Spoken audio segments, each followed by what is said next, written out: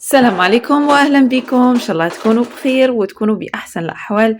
واخيرا بديت التحضيرات تاع شهر رمضان الفضيل. شوفوا نبغي هذه التحضيرات تاع شهر رمضان الكريم، ونبغي ايضا نشاركهم معكم، واي حاجه تفيدني نبغي نشاركها معكم. وقبل ما نبدو كالعاده صلوا وسلموا على سيدنا محمد عليه افضل الصلاه وازكى التسليم. شوفوا هنا بسم الله على بركه الله بديت ندير لكم بالطماطم المصبره، يعني اوليو باش تشروها من برا ديروها وحدكم في الدار، تضمنوا انها صحيه 100%، وتضمنوا انها يعني ما فيهاش مواد يعني حافظه او مواد يعني مضره بصحه العائله تاعكم ولا بصحتكم. دونك هنا شرينا يعني كانت عندنا الطماطم يعني كي نقولوا هذيك كي يقولوا تاع البحاير، طماطم هذيك يعني مرخوفه ماشي مزيره، هذيك تاع القدره.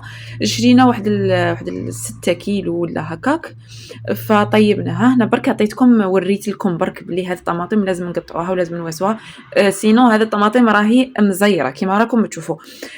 درنا طماطم يعني اللي كانت يعني مرخوفه كي نقولوا مطلوقه فيها الماء، قطعناها نقيناها بالشكل اللي كنتوا شفتوه نقاو، يعني ما كاش ما كاش اللي ما يعرفش ينقيها، وقطعناها وقلعنا لها هذوك الزياده تاع كي نقولوا اللي ما نحتاجوهمش في الطماطيس تاعنا، ومن بعد درناهم في قدره ولا في طنيجره كيما كنتوا شفتوا، وخلوهم يغلوا على خاطرهم. هنا بعد ما غلات شوفوا هنا التكستور تاعها كيفاش تولي، شو صاي تولي كاع مايها. نقبضوا هنايا في الروبو ولا الاشوار تاعكم تبدو ترحوا فيها بهذه الطريقه.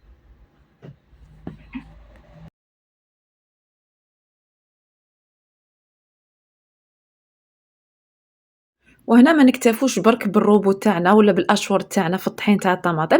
هنا رحت جبت كيما كنتوا تشوفوا الرحايات تاعنا اليدويه تاع البيت، ودرت فيها هذاك الطبسي تاعها الصغير كاع لانه راح تشوفوا يعني البقايا اللي راح يبقوا في في هذا الطماطم بعد ما نرحوها. انا ما كنتش مامنه مصدقه في البدايه انه راح نلقى هذا الشيء، باسكو كنت يعني رحيتها تري بيان بالروبو، سينو يبقوا هذوك الجلوف تاعها يبقوا داك تشوفوا معايا البقايا تاعها، يعني ترحوا كيما راكم تشوفوا. انا ديت برك كميه، الاخرى الكميه الاخرى خليتها الوالده تاعي يعني ديرها هي في قرع، ديرها في قرع يعني كي تبغي تطيبها كشوربه ولا حريره ولا بركوكس ولا اي حاجه تطيب بها. دونك هادو خليتهم يعني من ضمن التحضيرات تاع شهر رمضان الكريم. الوالده تاعي ما تبغيش هاد التحضيرات ابار التحضيرات تاع الطماطم يعني كي نقولوا هذيك اليابسه اللي نديروها في الشمس وكل شيء، سينو يعني هذيك ديرها في الصيف وتخليها تيبس بالملح تولي بسم الله ما شاء الله نديروها في السطح.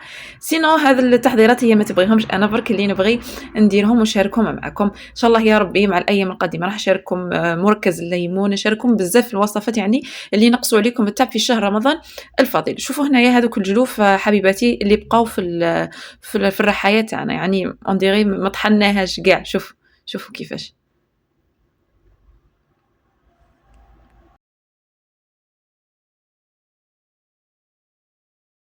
وهنايا كيما راكم تشوفوا حباباتي ديت كميه تاع كيلو ورطل هكا، رحيتها بهذه الطريقه في الرحايه تاعنا، ومن بعد رحنا درناها فوق النار يعني، ودرنا لها بتيفو يعني نار متوسطه ماشي بتيفو كاع ميته، درناها في نار متوسطه بهذه الطريقه وخليتها يعني طيب على راحتها. شوفوا حتى تشوفوا هذاك الماء راح نهائيا، ومن ذاك لذاك يعني ما تخلوهاش برك كيما هكا تغلي وتخلوها، من ذاك لذاك كيما كونفيتور يعني نقلعوا لها هذاك الزبده الفوقانيه ولا هذيك الرغوه الفوقانيه، لانه هي اللي تخلي الطماطم تاعنا اذا خلينا هذه الزبده هذه الرغوه من فوق الطماطم تاعنا ما حاش تطول معنا وراح تفسد لنا. دونك نبدا نقلع اشك فوا، يعني قلعت واحد 4 خطرات ولا 5، قلعت منها هذيك الزبده الى وين تنشف نهائيا، تنشف يعني تولي خاليه من المياه، الماء اللي تاعها اللي يكون فيها، وتولي ثاني خاليه من الزبده هذه، يعني مع التالي تولي هذا الرغوه كاع ما ديرش. دونك تخلوها تغلي على خاطرها بتيفو يعني في نار متوسطه، وكل ما تواسو تحركوها وتقلعوا منها هذاك الزيادات تاع الرغوه تاعنا. شوفوا بهذا الشكل يعني تبدا الطيب معكم، يعني ما تخافوش عليها تنشف لكم ولا. شوفوا انا للامانه دات معايا واحد ساعتين ونص حتى 3 سوايع باش طابت، يعني هذا غير كميه صغيره واحد كيلو ورطل هكاك، لانه البقيه هذيك اللي كنت طحنتها تاع 6 كيلو هذيك درناها كيما قلت لكم في القرع.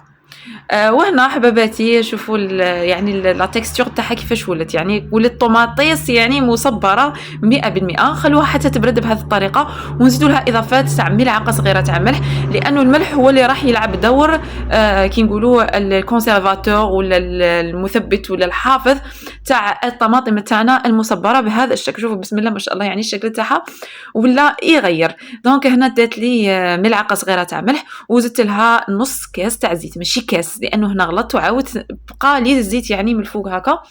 زيدوا لها نص كاس تاع زيت لانه راح يقعد يعني راح يطفو من الفوق. نص كاس تاع زيت بهذه الطريقه. ومن بعد نجيبوا العلب تاعنا هذو تشروهم من عند لوازم اللي يبيعوا لوازم الحلويات. تقدروا تستعملوا يعني البايت هذوك اللي يكونوا عندنا تاع الدجاج، يعني تاع كونفيتور ولا تاع كي نقولوا تاع المايونيز، كي تقعد نغسلوهم نعقموهم تري بيان، نمسحوهم من الماء، ما نخلوش فيهم ولا قطره ماء، هذو ما فيهمش قطره تاع ماء.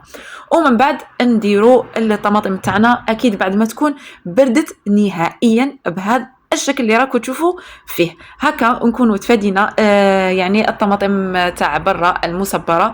الوالده تاعي ما طيبش بتاتا بالطماطم المصبره، لكن انا نبغيها ونبغي نطيب بها، نحسها هكا تمد قوت تمد يعني مانيش عارف.